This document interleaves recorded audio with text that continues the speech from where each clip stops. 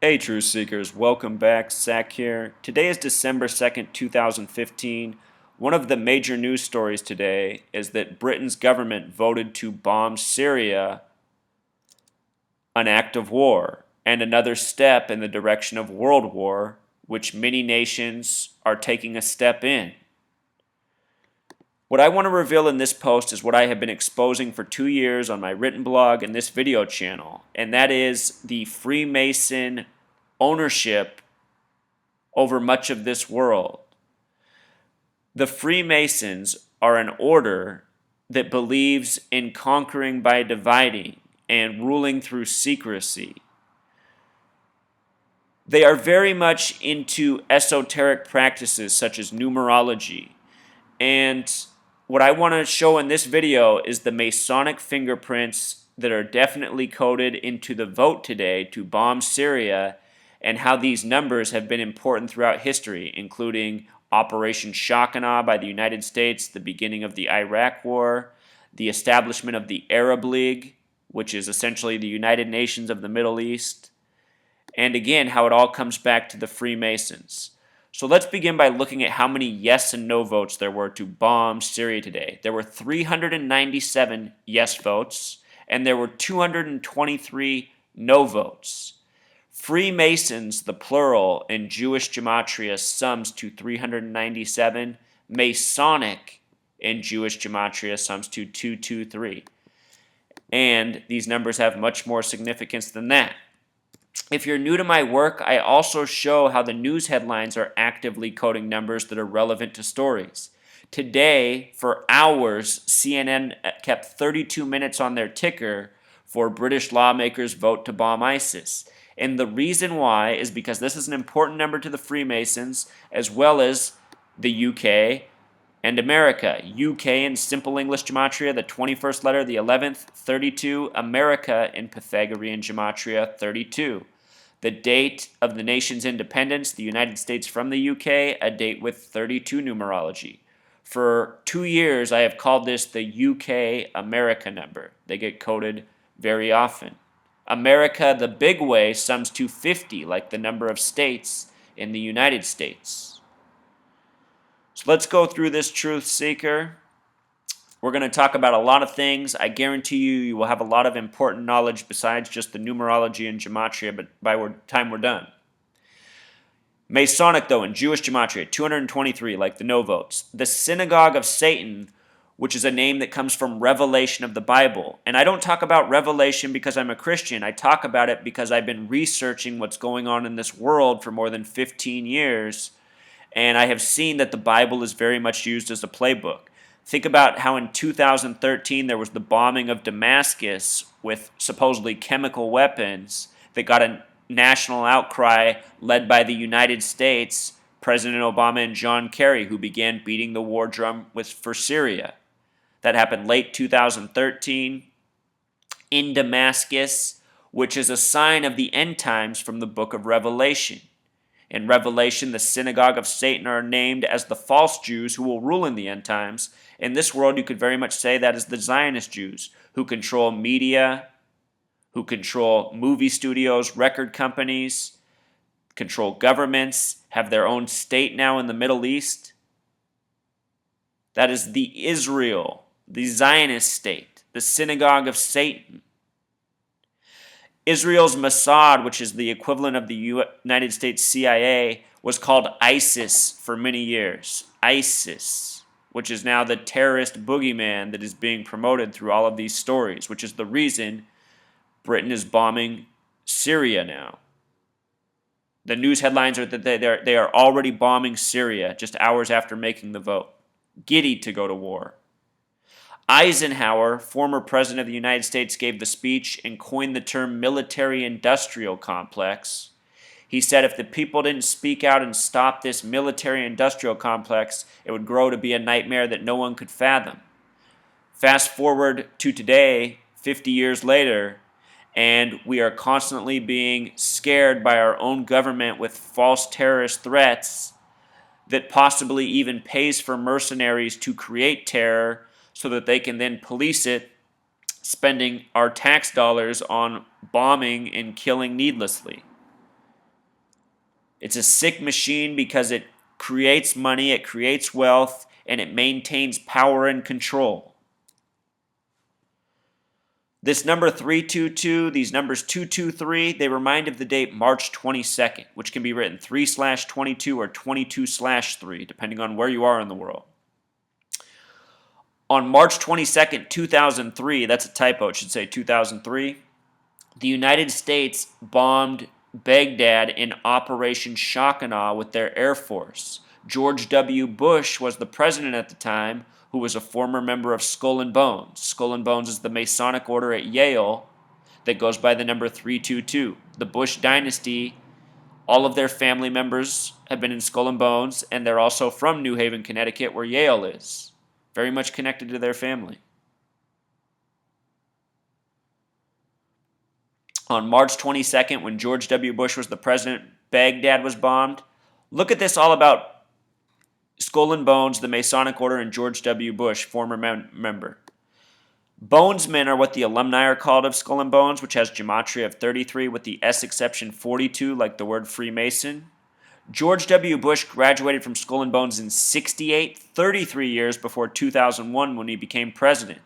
Also in 68, World Trade Center construction began and 911 was made the national emergency dialing code. Think about 911 in the World Trade Centers. George W. Bush is born July 6, 1946, a date with 33 numerology. I want to take you back to 2004 when John Kerry and George W. Bush were running for president. Both men were members of Skull and Bones. They were asked about it on Meet the Press. See how they responded. You were both in Skull and Bones, the secret society. It's so secret we can't talk about it. What does that mean for America? The conspiracy theorists are going to go wild. I'm sure they are. I don't know. I haven't seen the record. Number 322? First of all, he's not the nominee. And, look, I look for... Are you prepared to lose? No, I'm not going to lose.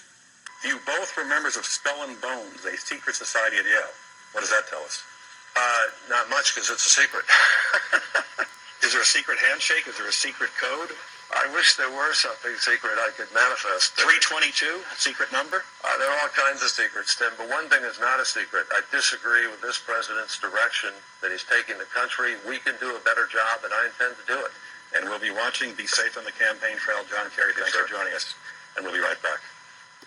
These are the Masonic men who rule over us. Skull and Bones allows 15 members per year.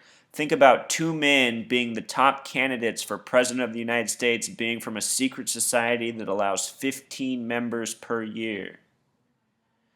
There were 397 yes votes today, Truth Seeker. Yes, 397. Freemasons equals 397. Again, 223 no votes like Masonic. These are tributes, Truth Seeker. The headlines from March 22nd, 2003, the beginning of Operation Shock and Awe. Needless bombing, needless destruction, waste of money, waste of resources, waste of life.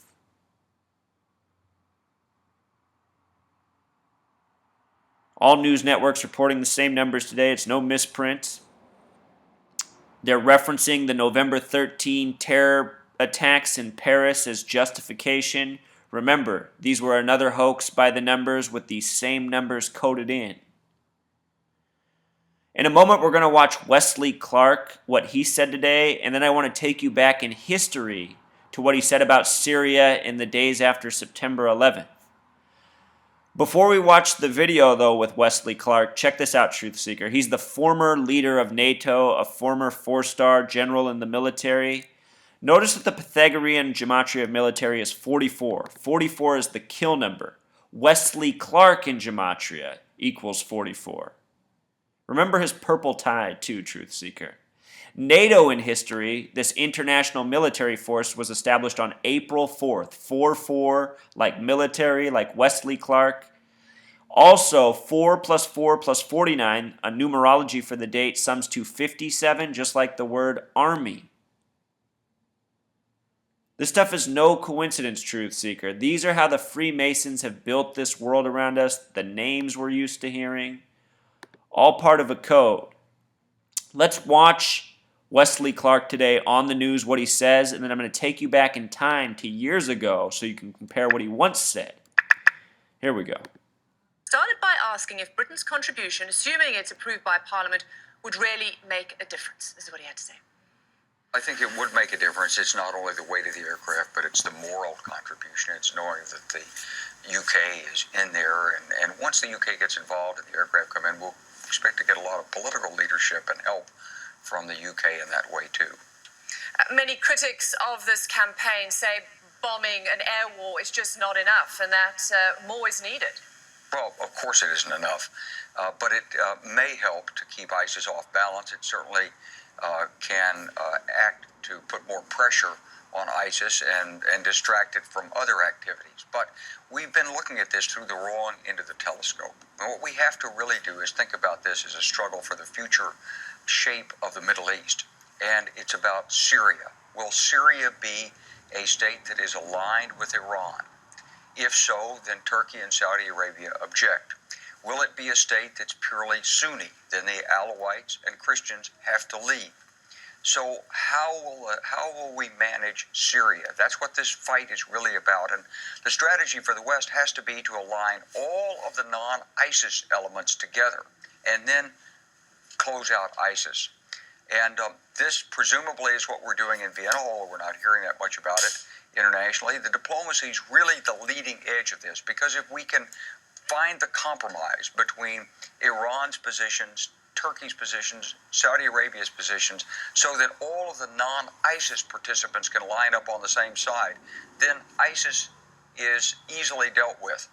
Otherwise, putting military forces against ISIS, you leave a leadership vacuum, a public governance vacuum in the region, and ISIS just comes back out of the woodwork and you start all over again. So what you're saying is there's some sort of accommodation needs to be made, a sort of Bosnia model type solution.